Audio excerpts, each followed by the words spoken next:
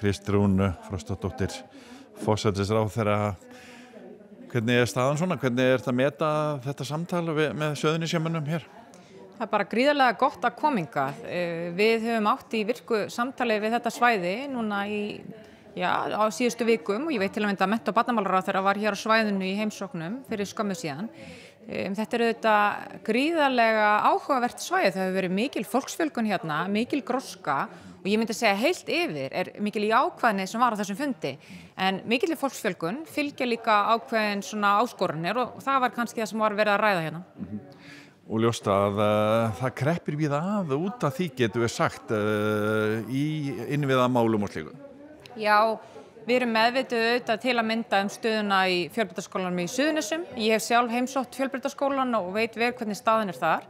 Fólk hefur verið áhyggjur af stöðu barna með fjölþættan vanda og þetta er eitthvað sem ríkisstjórnin hefur tekið til sín og við erum núna með virka vinnu í gangi hvernig við getum náð yfirsýn yfir þann kostnað sem að sveitarfélögin og ríki líka hefur í þessum málum.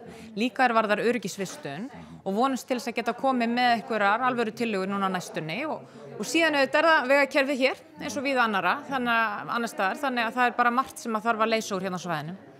Og kannski stærsta málið, Grindavík. Grindavík kom auðvitað upp á þessum fundi, við áttum síðan sérstakann fund með Grindavík. Það á sér stað núna ákveðin greining í forsætisráðuneytinu með stjórnsýslunni allri á stöðu mála í raun. Það hefur auðvitað margt gríðarlega vel verið gert, en það skiptir máli að við séum ekki bara í stöðugu viðbragði og endalausum framleggingum á upphafsúrræðum. Þannig að við núna í byrjun vikunar fengum til okkar þýska sérfræðinga í svona framtíðarfræðum sem er að hjálpa okkur við að greina sviðsmyndir, varðandi úrræði. Og svo auðvitað hlustum við á og vitum vel að það er ákveðin svona fjárhagsvandi sem er að snerta sveitarfélögin hérna í kring vegna til að mynda fjölskyldna og barna sem kom frá Grindavík og þetta er eitthvað sem þarf að leysa. En erum við að tala að ríkið sé að virkilega halda utan Grindavík og styðja við Grindvíkinga? Við viljum að sjálfsögðu styðja við Grindvíkinga og ég hef sagt það víðar og segi það hér að ég hef langmestar áhyggjur af fólkinu, af mannauðnum. Við þurfum auðvitað að passa upp á innviðina og þetta er gríðarlega mikilvægt svæði en fólkið er það sem blífur og við þurfum að passa upp á félagslegu úrræðin séu til staðar. Við erum að skoða húsnæðisstuðning, það þarf mögulega þrengjan á einhverjum stöðum en þess að við vitum að það eru einhverju hópar sem er að fá hann sem þurfi ekki á honum að halda en svo eru aðrir aðilar sem verða að fá áframhaldandi stuðning. Það er líka verið að leggja mat á aðgerðir fyrir fyrirtæki og síðan þarf líka bara að skoða svona ramman heilt yfir fyrir bæinn.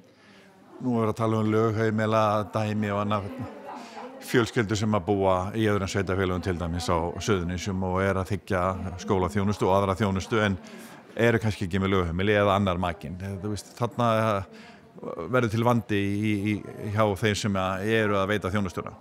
Já, og ég skil það vel. Þetta eru þetta úrræði sem var gripið til á sínum tíma og fullkomlega löglegt. Síðan er liðinn einhver tími.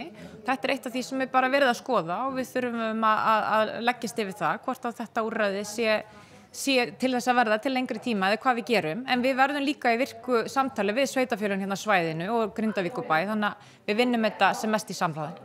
Grindavíkurnemndin er breyting á henni?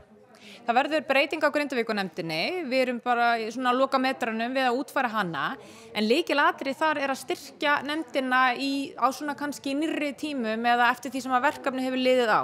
Við vitum að það hefur skort ákveðna greiningagetu í nefndina og þannig að við viljum fyrst og fremst valdefla nefndina og nota bara fjárhaginn í kringum nefndina með betri hætti.